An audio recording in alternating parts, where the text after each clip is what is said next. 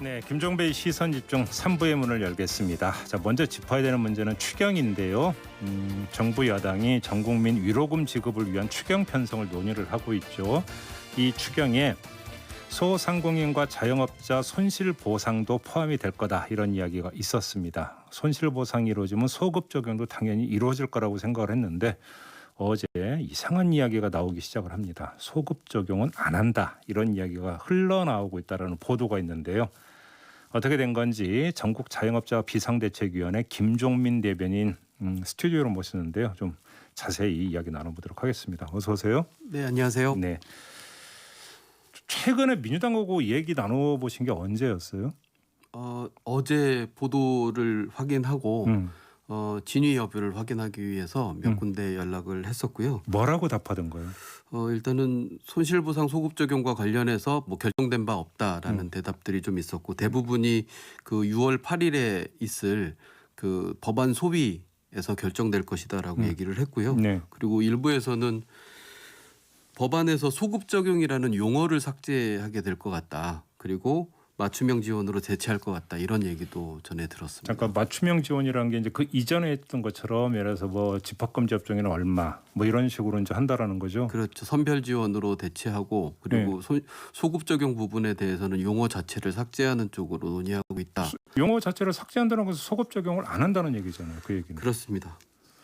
그래요? 근데 아무튼 그 6월 8일 다음 주 화요일이 되나요? 이때 그러니까 산자위, 국회 산자위에서 논의를 하는데 아마 이때 이제 가닥이 잡힌다, 이렇게 보면 되겠네요. 네, 원래 예정돼 있었던 법안 소위가 연기가 돼서 화요일 날 진행이 되는 건데요. 네. 그때도 여러 가지 이유로 연기가 됐고, 이번 통과되는 내용도 사실은 내용을 들여다보면 국민의힘 쪽에서는 이제 새로운 당대표 선거가 있지 않습니까? 네. 지금 현재 이걸 통과됐을 때 책임질 사람이 없다. 그래서 당대표 선거 이후에 본격 논의가 이루어질 것이다, 이런 얘기도 좀 전달받았었습니다. 아니, 원내대표가 있는데 왜 책임질 사람이 없어요? 크게 기대하지 못하고 있는 게 현실이고, 네.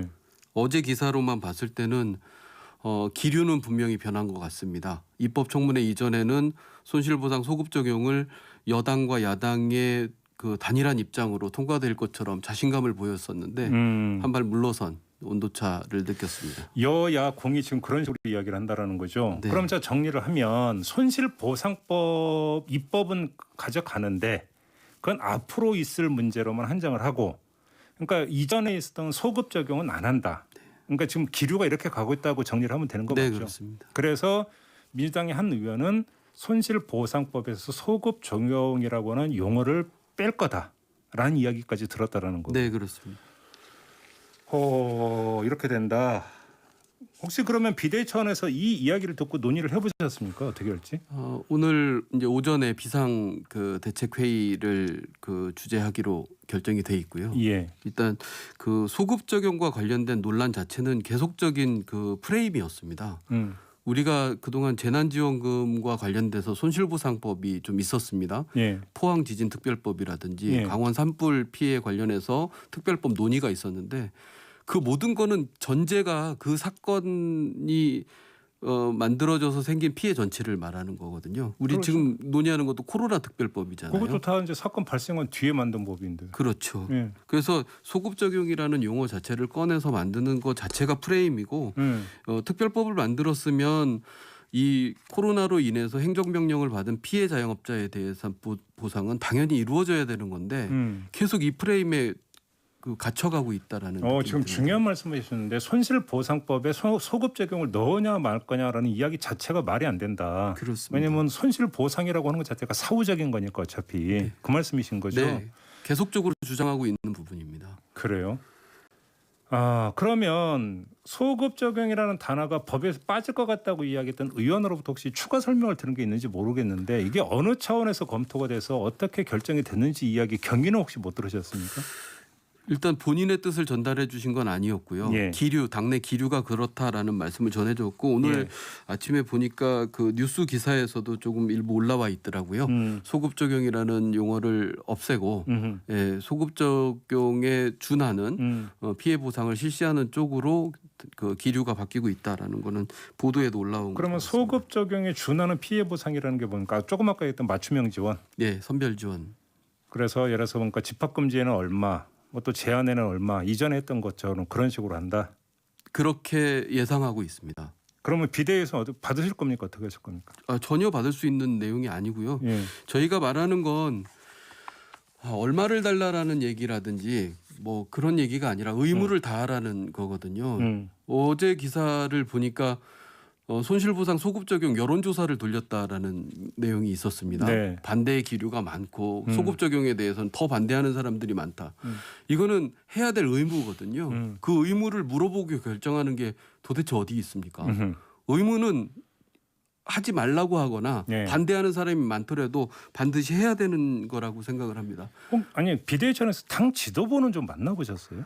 만나려고 노력은 많이 했는데요. 네. 제안도 많이 했고 그러는데 만나보지 못했습니다. 안 만나줍니까? 네, 새로운 원내대표나 뭐 당대표나 네. 제안은 했었는데 한 번도 만난 적은 없습니다. 그러면 송영길 대표나 윤호중 원내대표 모두 못 만나보셨어요? 네, 못 만났습니다. 그 두 분 선출된 이후에 한 번도 못 만났어요? 네, 그렇습니다. 그러면 산자위 위원들만 개별적으로 연락하고 있는 겁니까? 산자위 위원들보다는 그 민주당 내에 이제 을지로위원회가 예, 있습니다. 있어요. 을지로위원회. 을지로위원회를 중심으로 좀 의견을 제안하고 말씀을 전하고 있는데 음. 만날 때마다 느끼는 건데 좀 무기력함을 느끼고 있습니다. 무슨 말씀이세요? 좀 더 풀어주시면. 뭐 얘기는 듣는데 전달되지 않는 느낌이고요. 그리고 말은 어디든 나와갖고 소급 적용 안 하겠다라는 국회의원은 한 명도 없었습니다. 예, 저도 인터뷰 네. 여러 번 했는데 대놓고 반대하는 사람은 없었어요. 네네. 그런데 예. 이제 와서 손실보상 소급 적용이 없다라는 얘기를 한다든지 추경 편성을 하면서도 전 국민 정말 생뚱맞습니다. 저희가 반대는 하고 있지 않지만 이 전 국민 재난지원금이라는 건 말하자면 영양제거든요. 지금 긴급 재난지원금으로 진통제를 맞았다면 이제 정상적인 치료제를 맞아야 될 시기에 영양제 주겠다라는 겁니다. 영양제를 반대하지는 않지만 맞을 시기가 따로 있지 않겠습니까? 알겠습니다. 조금만 더 거슬러 올라가서 입법 청문회 용으로 중소벤처기업부에서 보고서를 제출한 적이 있었죠. 그래서 손실보상 규모가 얼마인가 이걸 계산한 걸 보니까 저희도 그때 전해드렸는데 1조 3천억이라고 했었거든요. 네. 중기부에서. 동의하십니까? 이런 계산법에? 아주 기가 막힌 계산법입니다. 제가 예. 진짜 정말 자리가 있으면 크게 한마디 하고 싶었었는데요. 예. 자료를 보면 67만 명의 자영업자들이 1조 3천억을 6개월 동안 피해봤다라는 계산법입니다.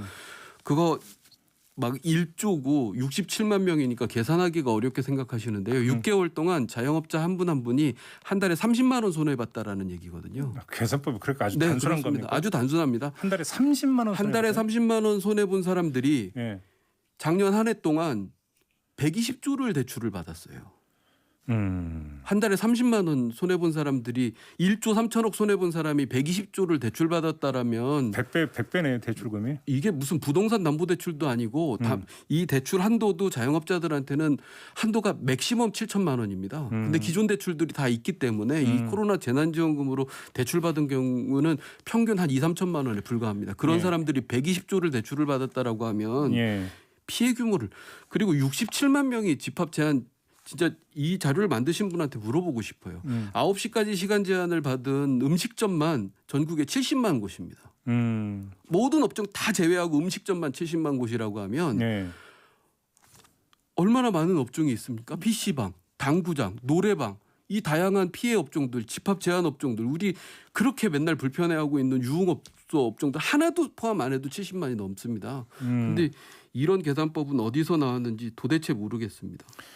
그러면 대변인이 파악하기에는 여당에서 손실보상에 대해서 이렇게 자꾸 이제 뒷걸음질 치는 이유가 정확히 어디에 있다고 보세요? 금액대 그러니까 그 예산 때문이라고 생각하세요?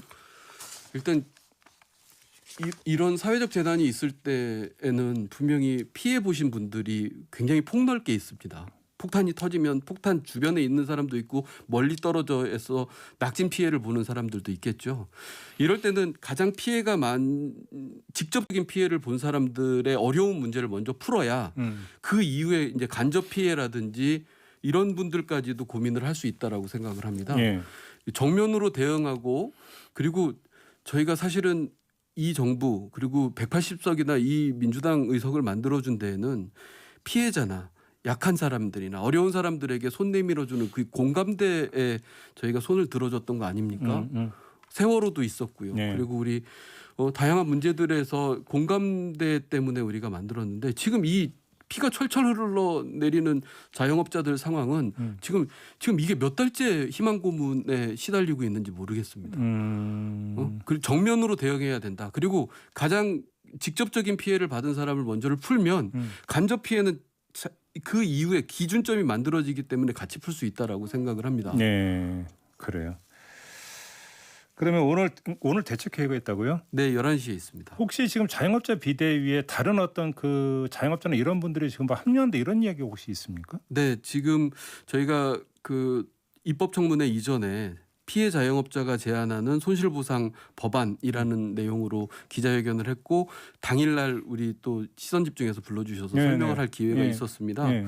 처음에 얘기를 했을 때는 다양한 자영업단체들한테 사실 그 지적을 많이 받았고 비판도 많이 받았습니다. 네. 왜 정부하고 국회에서 손실보상을 해주려고 하는데 우리가 양보화를 내느냐. 더 받을 수 있는데 왜 니네가 3천만 원 한도를 만들고 매출의 20%를 얘기하느냐라고 하면서 지적하고 혼났거든요. 네. 근데 입법 청문회를 보고 기재부 실장이나 중기부 실장 그리고 국회의원들의 지금까지의 모습을 보면서 많은 자영업자들이 그때 잘못 봤다라는 거를 사실은 공감하고 있습니다. 그래서 저희들하고 같이 의견을 좀 냈으면 좋겠다라는 간접 피해 업종들 말하자면 그 여행업이나 그리고 뭐 행정명령 대상은 아니었지만 예. 코로나 이제 유탄을 맞은 업종들. 네네. 실제 제한업종보다 피해가 더 큰 업종들도 많습니다. 여행업하고요. 화장품 로드샵 같은 경우에는 저희가 마스크를 끼고 다니고 해외 말하자면 관광객이 줄어들면서 그렇죠. 로드샵 화장품은 진짜 한 80% 이상 매출이 줄어들었습니다. 그래서 그 화장품 로드샵 하는 화장품 가맹점주 협의회가 같이 결합하기로 얘기가 됐고요.